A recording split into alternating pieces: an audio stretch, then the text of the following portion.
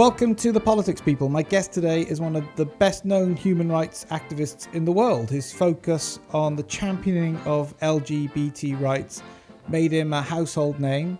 I can confidently boast that of all my guests, he's the only one who's actually attempted to perform a citizen's arrest on Robert Mugabe. I'm talking today to Peter Tatchell. Thank you so much for doing this. Great to join you. So, are you conscious of the impact that you've had on British politics or world politics? Well, I think I'll leave that to others, but I know I've done my bit together with many millions of other people around the world. And in my lifetime, I've seen some extraordinary, phenomenal changes. Apartheid is history. The Franco dictatorships in Spain is history. General Pinochet in Chile is history.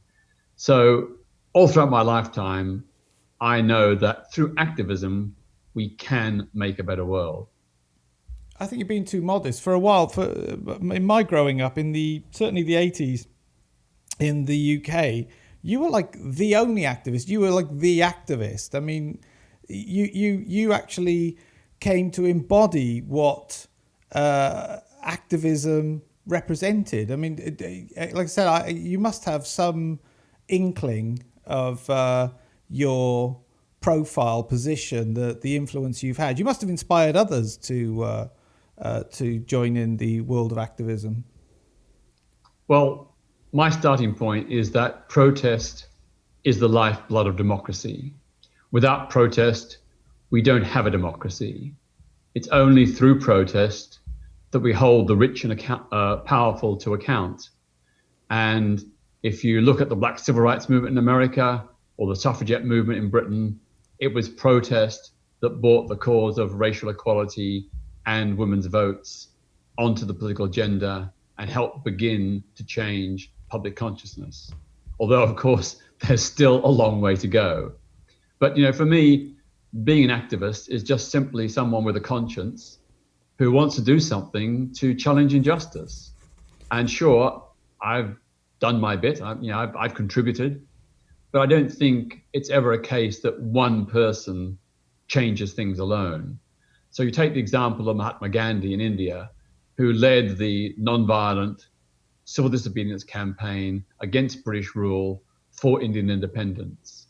Of course, he's credited with being the father, the founder of self-rule for India. But although he was incredibly important and a great motivator and leader, without the mass movement of people, the millions of Indians who supported his rent strikes, his refusal to pay taxes, refusal to buy British goods, without that mass base, that change wouldn't happen. And of course, what is so extraordinary about Gandhi is that through non-violence alone, he forced what was then, at the time, the greatest military superpower in history, the British Empire, to vacate India. And he did so without harming the hair on the head of a single British soldier. That's a phenomenal, extraordinary achievement. And it shows the power of non-violence if it's well organized and has mass support.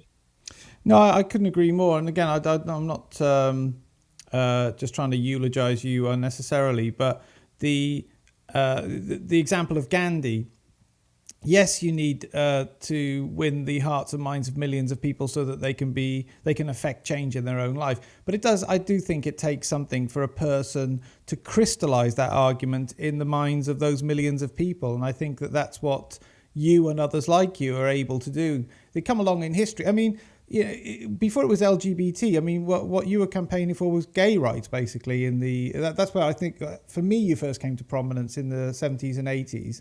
And like Gandhi, like any of the, or Martin Luther King, you have that quality where the minute the argument's put to you, disparate people who hadn't even, on whose radar this subject hadn't been, just go, oh yeah, of course, that's nonsense. Yeah, change that. That's madness, and I think that's a gift, and I think that you utilized it.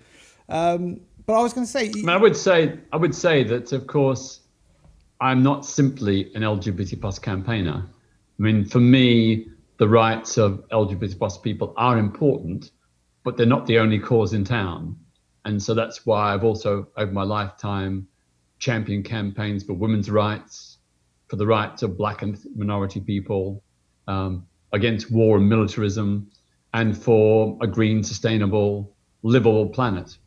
To me, all these different campaigns and causes are interconnected. They're about recognizing something that's wrong, something that is holding people back, that's disadvantaging sections of society, and trying to work together to build a common movement, a common cause, where we can join together with unity and strength to change things for each of us and for all of us. And do you think, again, that's why I was careful to introduce you as a human rights activist, actually. I was just trying to give an illustration of where you first came in my limited scope to prominence. That was the first subject I think people associated you with. But do you think that, all these groups are interconnected?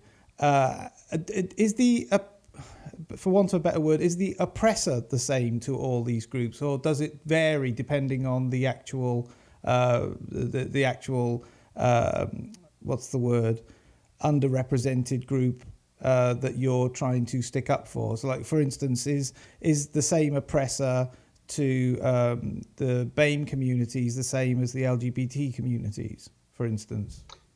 No, I think they're different. I don't think racism is the same as homophobia, or sexism is the same as disableism. These are different, unique forms of oppression, disadvantage, second-class status.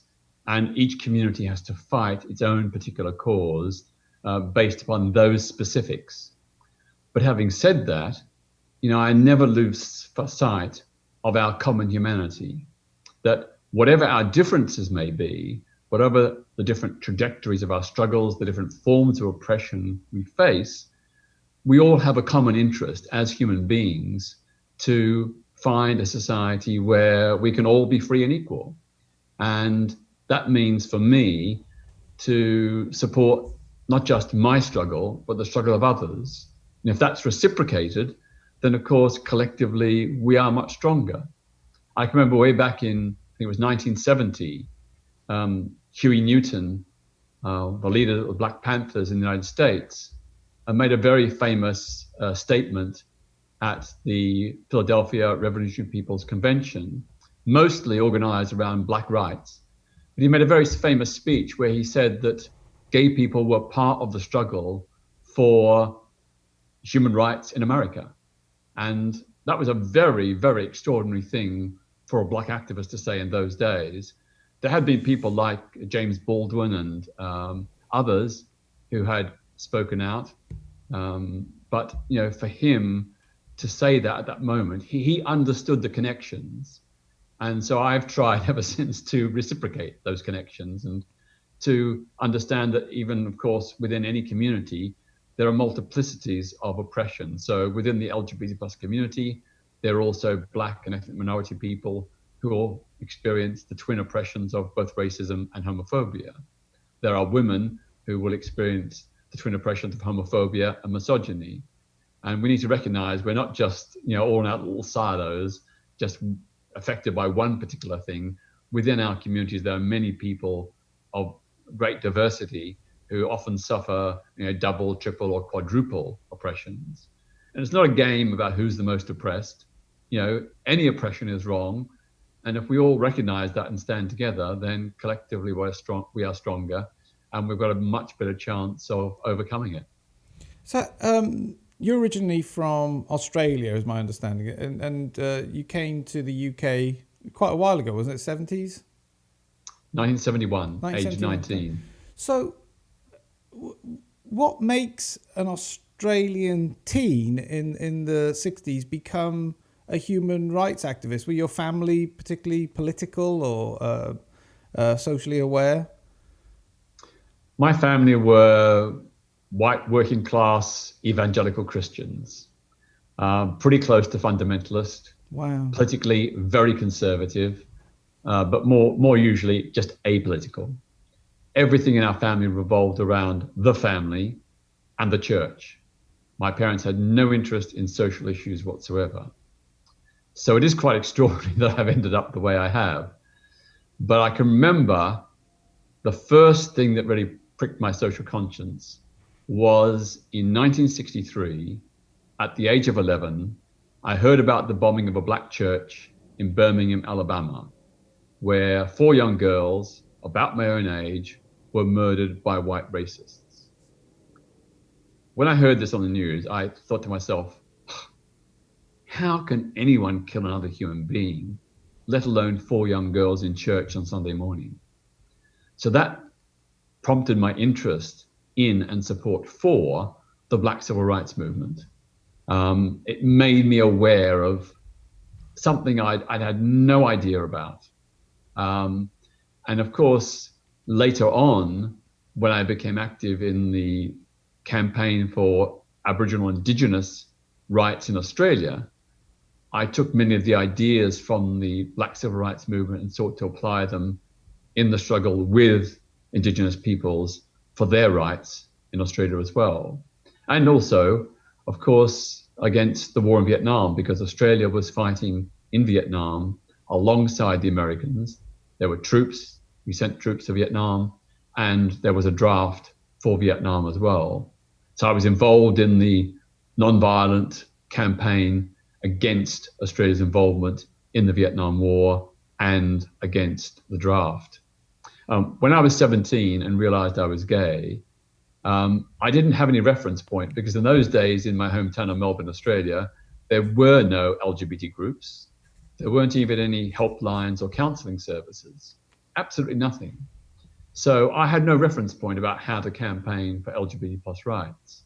So I looked back to my past understanding of the Black Civil Rights Movement in America, and I came at the age of 17 to the conclusion that if Black people were an oppressed minority deserving of equal rights, then so were LGBT plus people.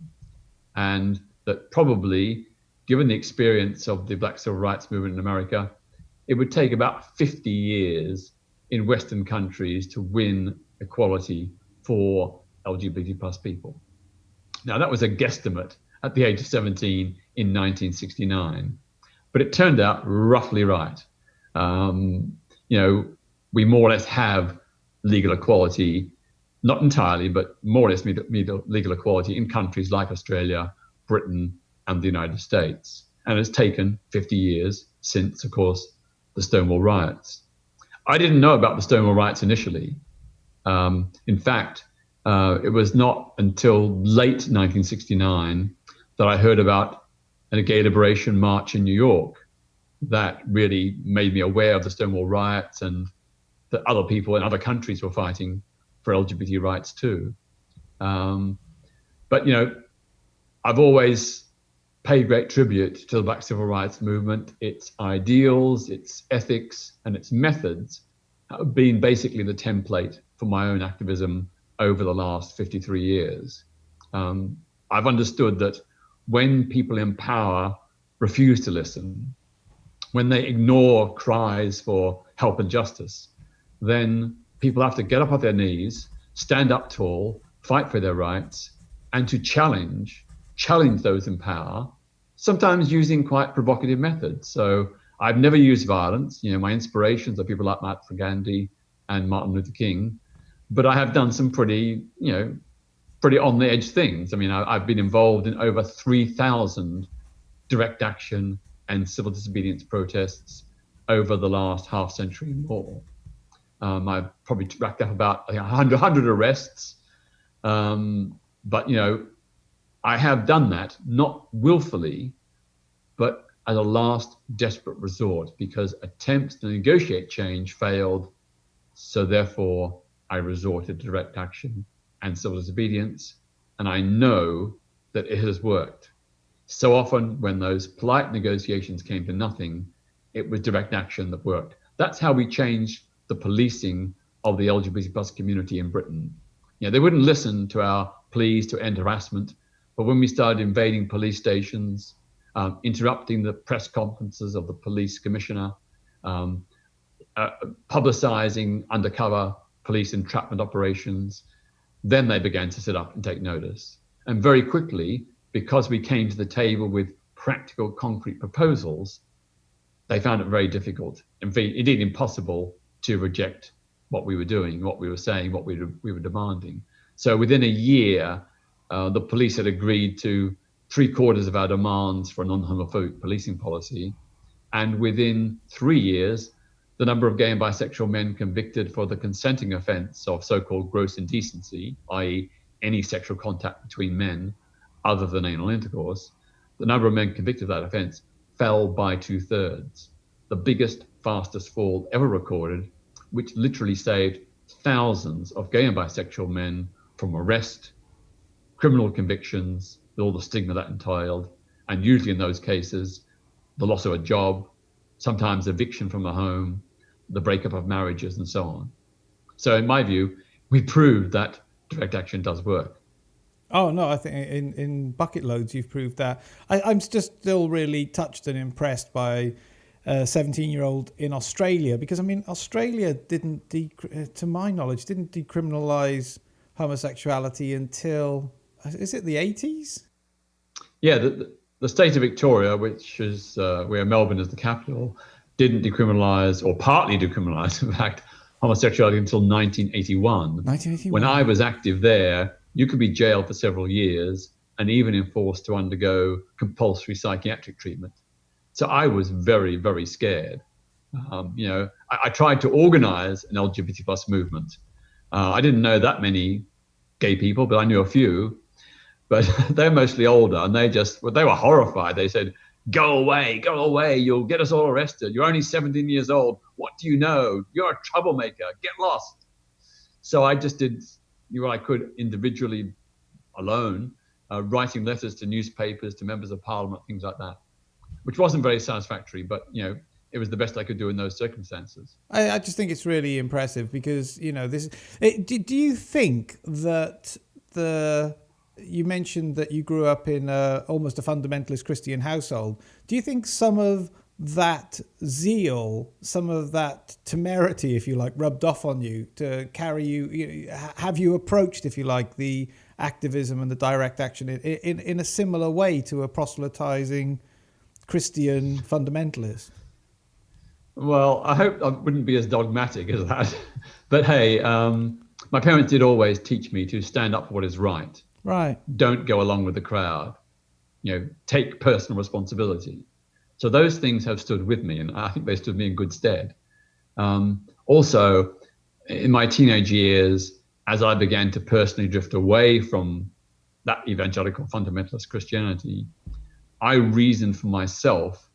I'd never heard of liberation theology, but I began to develop in my own mind, around the age of 14 or so, the idea of Christianity as being a force for social liberation, that it wasn't just about personal salvation, it was about making good God's kingdom here on earth.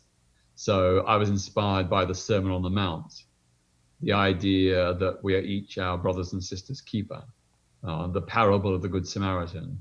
These were the things that drove me. And it was initially a religious drive, very different from my parents, that put me on the path of human rights activism, as well as, of course, my knowledge, understanding, and support for the Black Civil Rights Movement.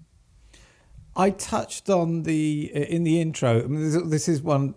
You've got hundreds of achievements behind you and hundreds of accolades that are totally deserved.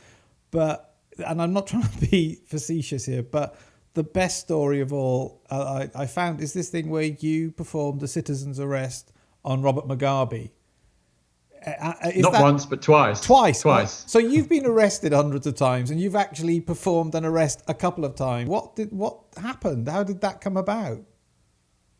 Well, I received an appeal from Zimbabwean human rights defenders who were very, very depressed that the world was not aware of Mugabe's crimes. This was in the late 1990s.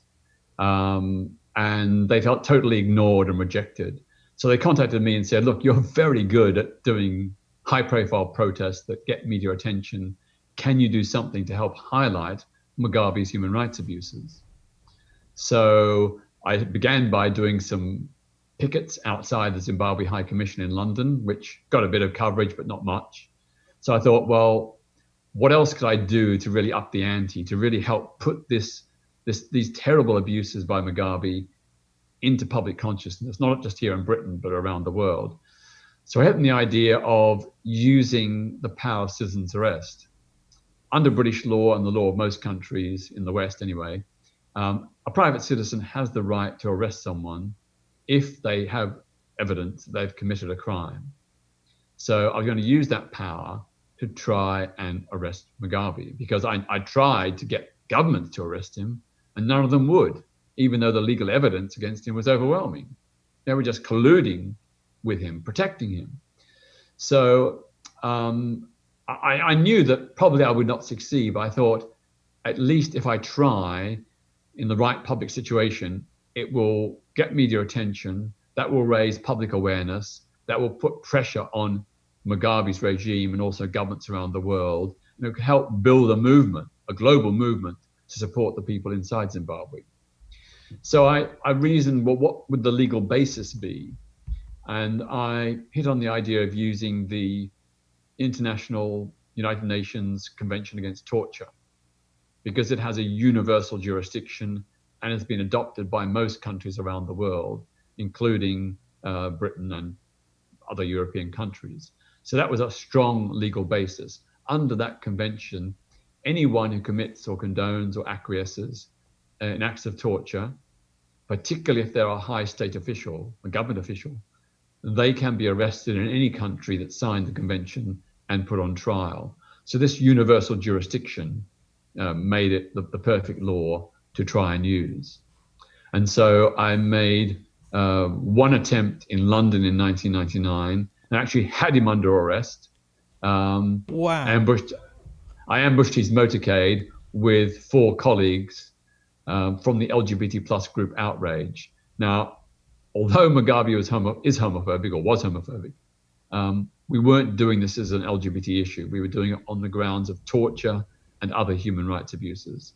But it was only LGBT activists who were willing to take the risks and try and arrest him, because obviously his bodyguards might be armed. We could be shot. If the police caught us, we'd probably face very serious charges. So we lay in wait outside his hotel based on a tip-off when he was on a private shopping visit to London, and ambushed his motorcade. My 3 colleagues ran out in front of the car, forcing it to halt. Then one ran behind the car, so it couldn't go forward and couldn't go backward. I ran from the side, and amazingly, the left-hand rear car door was unlocked. I opened it and reached in and gently took Mugabe by the arm and said, "President Mugabe, you're under arrest on charges of torture. Torture is a crime under international law. I am now summoning the police." You should have seen the look on his face. He is very dark-skinned, but a visible ashen pallor came across his face. His eyes popped, his jaw dropped. He recoiled in the back of his seat. He held up his hands in fright. He looked like a frightened 10-year-old kid. But I thought to myself, actually, no, he actually looks like, well, he did look like a frightened 10-year-old kid, but I actually thought to myself, he thinks he's going to be killed. I thought to myself, now he knows what it feels like to be in the situation, what his people are doing to other Zimbabweans, only we aren't going to kill him. We're going to take him to a court of law and he will have a chance to defend himself. So we did summons the police. They knocked all the papers out of our hands and tried to arrest us. Of course, there were 4 of us and initially only 3 officers. So it took 2 officers to remove us from the car and put us on the pavement. And as soon as they put us on the pavement, we ran back in front of the car. So eventually reinforcements arrived and we were very roughly manhandled and arrested. And President Mugabe was given a police escort to go Christmas shopping at Harrods. We didn't succeed, but that attempt made world headlines and it helped raise public awareness around the world about Mugabe's crimes, not only torture, but extrajudicial killings, disappearances, horrendous crimes. So I'm really sorry we didn't succeed, but we did help raise awareness. And in the weeks afterwards, I received probably 5,000 emails from people inside Zimbabwe nearly all saying the same thing. We thought no one cared. We thought no one knew. Oh, wow. And for them, it was a great morale boost to know that people in the outside world knew and cared about what was happening, and that Mugabe had been exposed.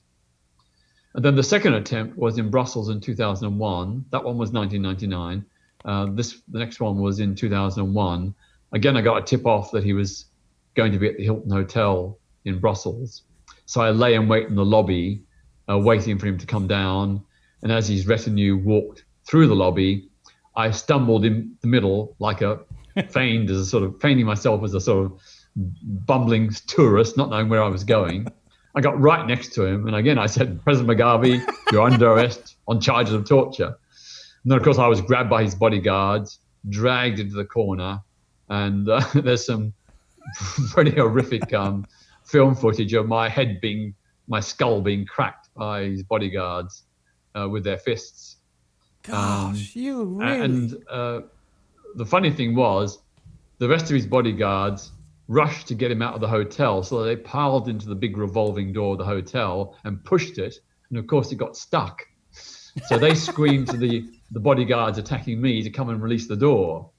And then when they did that, I ran out through the fire exit and stood on the other side of the big revolving door. Mugabe was about 18 inches away on the other side of the glass, and I was shouting, "Mugabe is a torturer, Mugabe is a murderer, arrest Mugabe." Then I was actually seized by the Belgian Secret Service agents, slammed up against the hotel windows, roughed up a bit, and then they allowed Mugabe's bodyguards to beat me in open broad daylight. Good God. And then while the bodyguards were beating me, they were surrounded by TV crews demanding to know who they were, what was their authority to beat a peaceful protester. And while they were slightly distracted, I scampered between their legs and ran out into the hotel driveway just as Mugabe was leaving in his limousine. And I ran in front of his limousine and stopped it. And then, of course, that was curtains. His bodyguards jumped out and I was beaten unconscious. But, I think I never wanted that to happen. I never wanted to get a beating, but it was incredibly effective because most people concluded if President Mugabe is prepared to beat up or have his bodyguards beat up a peaceful protester in the heart of a European capital city in broad daylight in front of the world's TV cameras, just imagine what he's doing to his own people when no one's watching. No, I think that's exactly the point. I mean, to me, I'm giggling away like it's the comedy of the event, but you are prepared. I mean, that's illustration. You're prepared to risk your life, literally risk your life for these causes. Well, by comparison to human rights defenders in Russia, Iran, Saudi Arabia, and many other countries, I've got off lightly. I've never been imprisoned, although I've come close a couple of times. I've never been tortured, and I certainly haven't been killed. So, by comparison, I think in perspective, I'm a bit of a minnow compared to defenders in these repressive countries. But I don't get the impression that that going in. I mean, you couldn't have known that your life, that you were going to come out of either of those Mugabe situations, for instance, alive. I mean, the fact that you haven't been killed is a blessing, but you couldn't have known that 100% before you went in. You were prepared to take that risk. I mean, that is self-evident. Well, I was prepared to take a risk. I expected I might get beaten up. I might get arrested. I might get framed on false charges by the police. But I thought it was unlikely that they would pull guns and shoot me. I thought that was probably unlikely. I thought that would have been a step too far. Gotcha. So it was a calculated risk. Right. Yes, exactly. Yeah. Okay. An educated guess. This might seem a weird question, but would you consider yourself left-wing? Oh, definitely. Many people would say I'm on the far left, but I'm a Democrat. I only want radical policies adopted if they have public consent. So I would never try and impose policies on people. I want to see a fundamental reorganization of society away from the free market capitalist system, which has done so much bad to many countries, and still today holds millions of people, even in developed nations, in poverty. I want to change that, but only with the consent of the people. And it's interesting. I mean, a lot of my ideas may seem far left, but when I do public talks, I'm often surprised how many people actually say, "Yes, this makes sense." So I think that's I've what, said, during the era of austerity here in Britain, when the government was cutting back public spending and public services, a lot of the left was very critical, and I was very critical because it harmed poor, vulnerable people. But a lot of the left didn't have an answer, didn't have a solution. So I came up with the ideas of how can we fund these services? Why is austerity not necessary? So I championed a whole series of policies and ideas to fund those services. So I've never been just an anti or oppositionist politician or activist.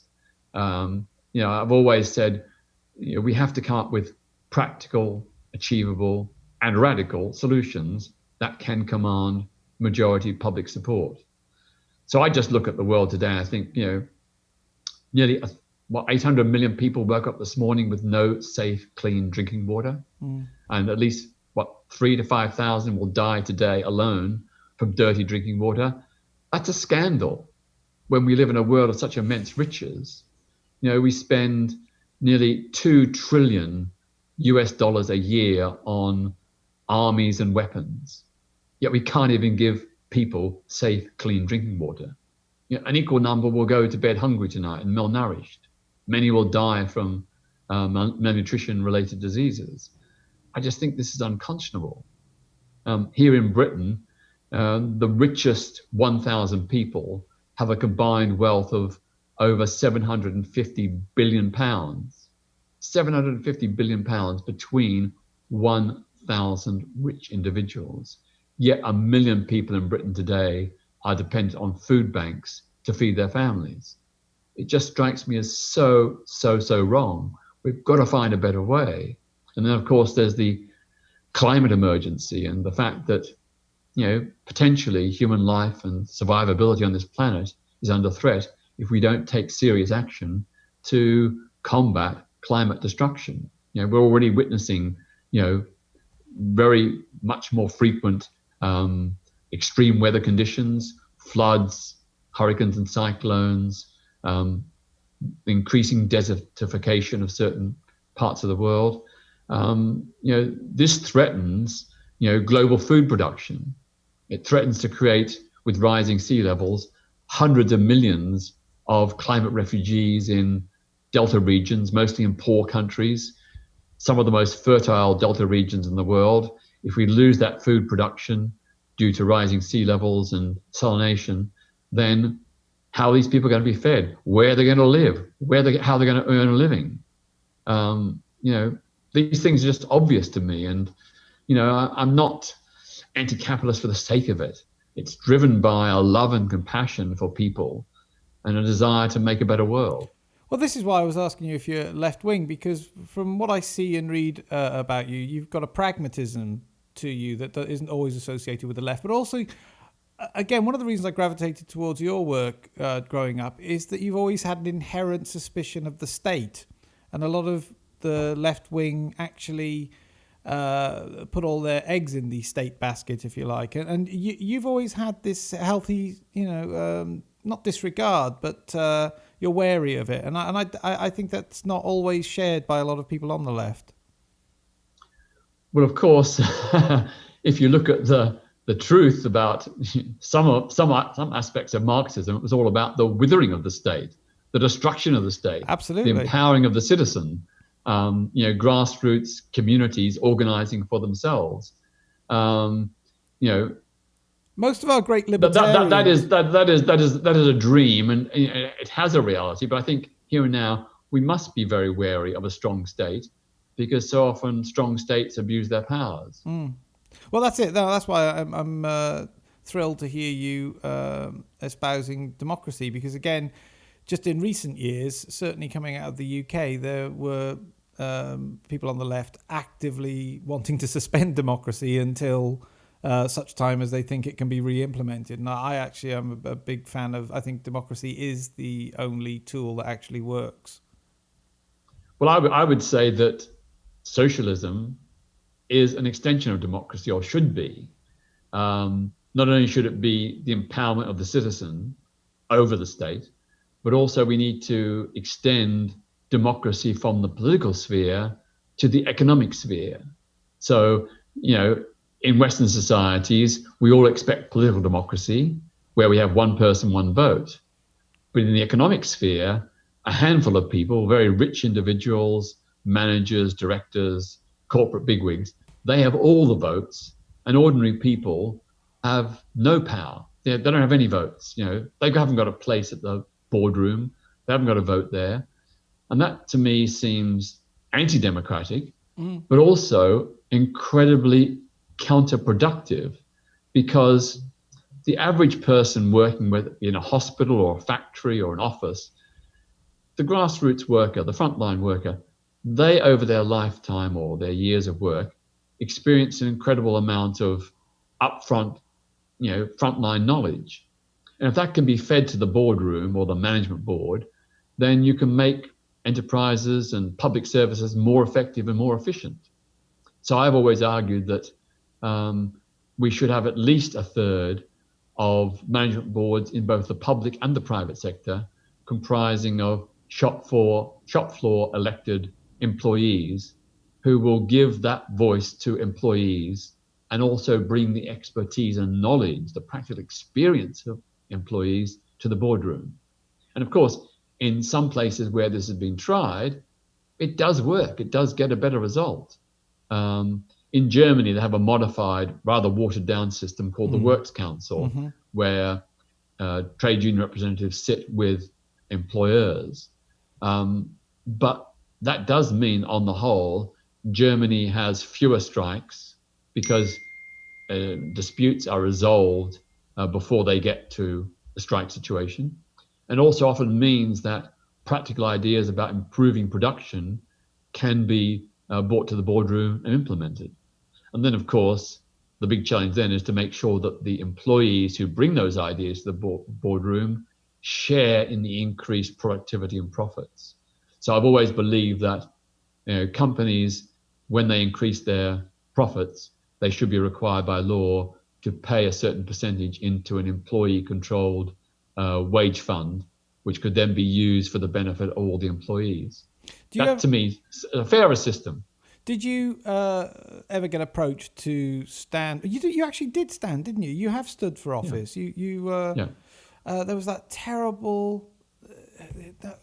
Bermondsey by-election of 1983. By-election, yeah. That was a travesty. What happened? So I was just riffing, and I was going, have you ever thought of standing for office? And I suddenly remembered, yeah, you did, and you got treated monstrously, as I recall.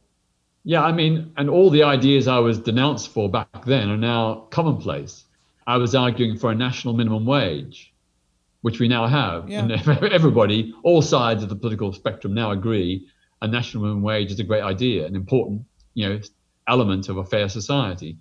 But when I advocated it in 1983, I was told I was a left-wing extremist. When I advocated a comprehensive equality law to protect everyone against discrimination and to guarantee equal treatment to every citizen, again, this was denounced as extremist. When I urged that there needed to be a political negotiated settlement in Northern Ireland to end the war there, I was told I was an IRA sympathiser and supporter. Yet, of course, the British government in the late 1990s did exactly that, almost 2 decades after I proposed it. So I look back and sort of smile sweetly that a lot of the ideas I stood for in that election are now, part of the consensus. But the way, of course, many have not yet to be won. But there has been progress. And the sad fact is, in that by-election, I think most commentators say it was the dirtiest, most violent, and certainly most homophobic election in modern British history. I had over 50 or 30 or 50 attacks upon my home. I was physically assaulted in the street. over 150 times. I had 2 attempts to run me down in a car. It was very, very, very grim. And was I had four fascist candidates stand against me. And of course, I had the tabloid press, demonizing me. It was just non-stop, day after day, day after day. Everything I was standing for was being misrepresented to paint me as some kind of ogre. And sadly, it did influence a lot of the voters, and I lost the election. But just to have, I can only imagine what it must be like, the kind of backbone it takes to have. It must have been terrifying because you weren't just being criticised for your policies, which would have been acceptable, but the ad hominem attacks on you, the personal attacks, and then to feel that the establishment were turning a blind eye to the abuse you were receiving. I can't imagine I certainly wouldn't have been able to bear something like that. I don't know too many people who could. I mean, and listen, you're very sanguine about this, but I mean, yeah, sorry, it's only just now. It's coming back, the memory of that. It was the dirtiest, foulest, and most terrifying. I think it was a watershed in British politics. I don't think we've had anything since, and I think people, as extreme, I think people cite that by-election as being a turning point where it was something we can never go back to. Yeah, I like to think that what happened to me was a turning point. It was so foul, so outrageous that people were genuinely repulsed. And I think it's helped ensure that other candidates since have not suffered the same kind of media smears, intrusion, misrepresentation, and the same level of hate and violence. I mean, I felt like I was living through a low-level civil war. Yeah, I can imagine. That's how scary it was. I mean, I on police orders, every time I went home to my flat, I had to walk in the darkness and close the curtains before I turn on the lights, because the police said, we fear someone's going to try and kill you. A sharpshooter we would have put in position, and perhaps in a block of flats, 100 or 200 meters away and shoot me dead. Extraordinary. Every time going out canvassing on the doorsteps, it was a terrifying experience. I was punched in the face, kicked, spat at. I had people throw bottles at me, set dogs on me. I really did fear for my life. But then again, right. I was so convinced that I had a cause to fight for that I sort of overrode my fears. I just blanked them out and said, carry on, carry on. You can't let them defeat you. You can't let them scare you and drive you away. And so I became quite stubborn, quite determined that the people doing the hate and the violence would not win. I was having serious death threats, and I had a bullet through my front door. Right. Even when this was happening, the police refused to provide a 24-hour guard, which they would normally do to any public figure or political candidate. Mm-hmm. I felt very alone and very isolated. As I said, I did fear for my life, but then I had a core of very wonderful people around me who believed in what I was trying to do, and they sort of sustained me through it. Looking back, I'm not sure how I got through it, but I did. Of course, I did suffer for many years afterwards from post-traumatic stress disorder. I can imagine. Because as the psychologist said, normally people suffer from post-traumatic stress disorder as a result of a single incident, being shot or being tortured or witnessing a murder or something like that.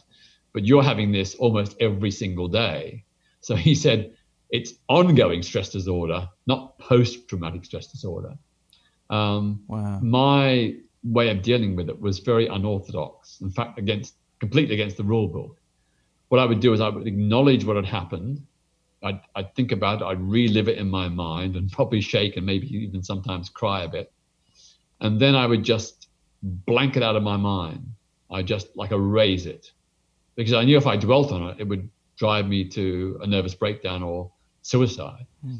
And in fact, I was so effective at doing that. I can remember there'd be quite a few occasions where, I'd be meeting a group of people and one would say, "Oh, have you had any more recent attacks lately?" And I'd say, "Oh, not for 10 days. then someone else would pipe up, but you were attacked only 3 days ago. Wow. I say, wow. I completely erased it from my memory. I completely shut it out. Wow, just So, as a coping mechanism. It was a coping mechanism. It's not the one that post-traumatic disorder psychologists recommend, but it worked for me. Yeah. But even so, I did have quite a lot of night terrors. It wasn't entirely successful. It enabled me to cope and function. Yeah. But, I would often have night terrors where I'd literally relive an attack and I'd jump off the bed about 6 inches, sitting bolt upright, with my heart sort of pounding as though it was going to burst out of my chest. That was very scary as well. Extra. What's next for you then? What are you done with the? You can't be that active in the activism anymore. You're going to take some sort of a back seat, aren't you? Oh, no. I'm still going strong at 68 in my 53rd year. Good God. I reckon I'd probably got another 25 years or so. So you'll probably see me there on marches and protests and doing direct action when it's appropriate. Well, I look forward to it. I can't thank you enough for your 53 years so far and counting. And it's been a privilege to talk to you today. I thank you so much for your time.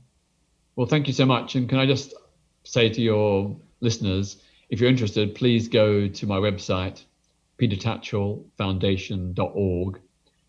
You can sign up for free. Sign up to the Join Us button. It's no cost. Sign up and you'll receive information about our human rights work. And I'll just leave you with my motto, which is, don't accept the world as it is, dream of what the world could be, and then help make it happen. Can't argue with that. I'll put a link in to that website. So much for your time again. Thank you. That's great. Thank you, Paul, and best wishes to you.